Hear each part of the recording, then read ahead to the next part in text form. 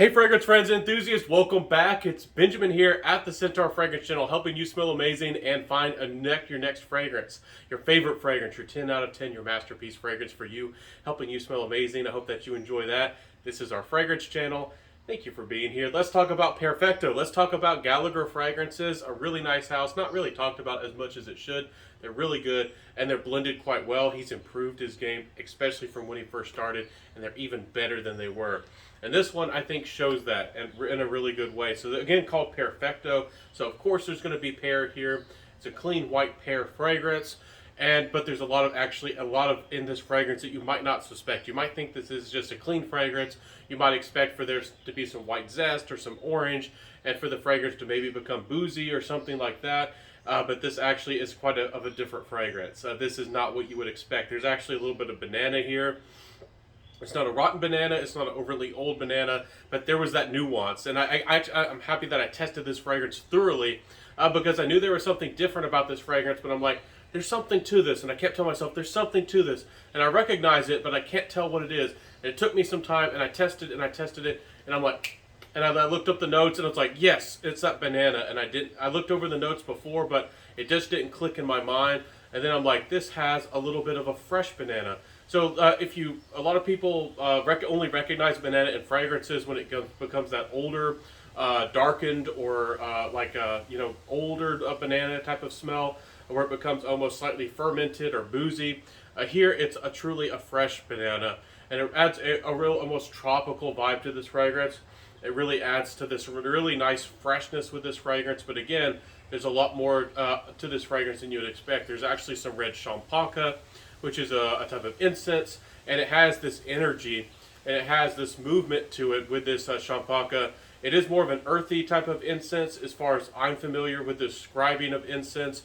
It still has some balance to it, but it is a little bit of a heavier incense, but it's a red champaca, so it has this energy and this passion to it. Really works well with these fresher fruity notes of the banana and the pear. And again, as y'all know, the pear is going to be more of like a clean white fruit. It's really, really nice. And then you get some other elements to this fragrance as you start noticing going on with the fragrance. The slightly sour champaca that has some apricot, or they would describe it as some like fresher tobacco notes, mixes in the base, and you get this big note of ambergris. I think there is some real ambergris here. I don't know how much of it, but it does come off to my nose. I don't get a lot of the salty ambergris, but I do get that really clean, high-quality musk to this fragrance, which is absolutely fantastic. There is some patchouli here. Honestly, I don't get a lot of the patchouli. It is more of a fancy, clean type of patchouli that comes through in the background of the fragrance. So again, the biggest notes to me are really the pear, supported by the banana note, that champaca, and of course, really, I guess, the ambergris. There is a driftwood accord, adding more to the woody base, but it still has this clean, balanced type of nature to this fragrance, and it plays so well. So there's some other unique woody elements in the background, but this is really well blended, and this could be a trickster of a fragrance. If you didn't look at the notes, if you really didn't think about it, you might think that this is a very pleasant fragrance with some little unique nuances, but you might not really notice these big notes. This is one of those fragrances. It's not overtly blended, but it's blended to be balanced. So none of these big notes really punch out of the fragrance.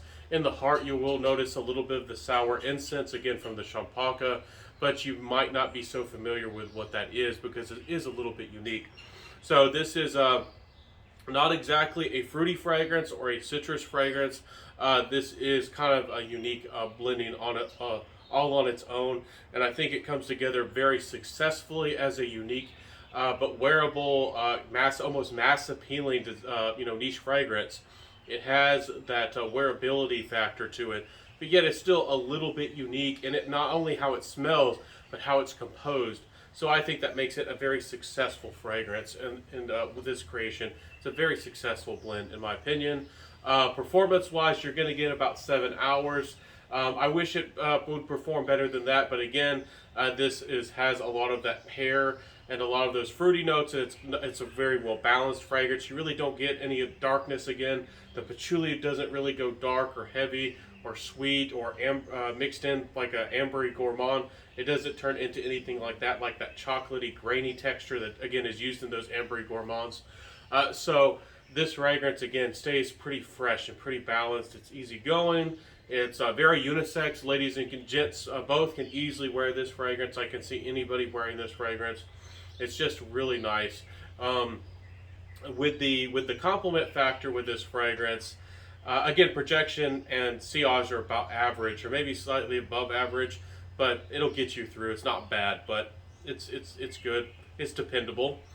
With that compliment factor, I was getting anywhere. I just wasn't getting a lot of compliments, but again, it did come off in a very nice way. I think this could be dressed up in an office. If you do happen to really like niche fragrances and you want to stand out and know that you're wearing something that's unique and a bit creative and a different type of fragrance, has some unique qualities about it, but you also want it to be office safe and office appropriate, or a fragrance that's never going to offend anybody or be strange. This is, I think, a really good balance of those types of things. But some people probably would like this to be fruitier and sweeter. That definitely would get it more compliments, and if it mixed in like more bright notes or florals, I think this fragrance would be a little bit more of a compliment getter. But you know, for what it does and for what it stands for, I think it's just a super versatile fragrance, and I think that's what it's going for. It's not trying to be an overtly unique niche fragrance. It's not trying to be a super easy to wear fragrance either. It's quite in the middle. So it's up for you to decide if that's what you like. So again, you might not get the most compliments. This is more of a fragrance for you, but you are going to be presentable and respectable with a fragrance like this, that's for sure. So didn't get a lot of compliments, honestly, but I did get respected. And again, could be a great office fragrance, grown-up type of fragrance, kind of like a grown-up fresh fragrance in a good way. So my final thoughts with this fragrance: I think Gallagher fragrances are good. I think that they're underrated. I do think people need to try them more. Again, some of them, the transitions aren't exactly perfect.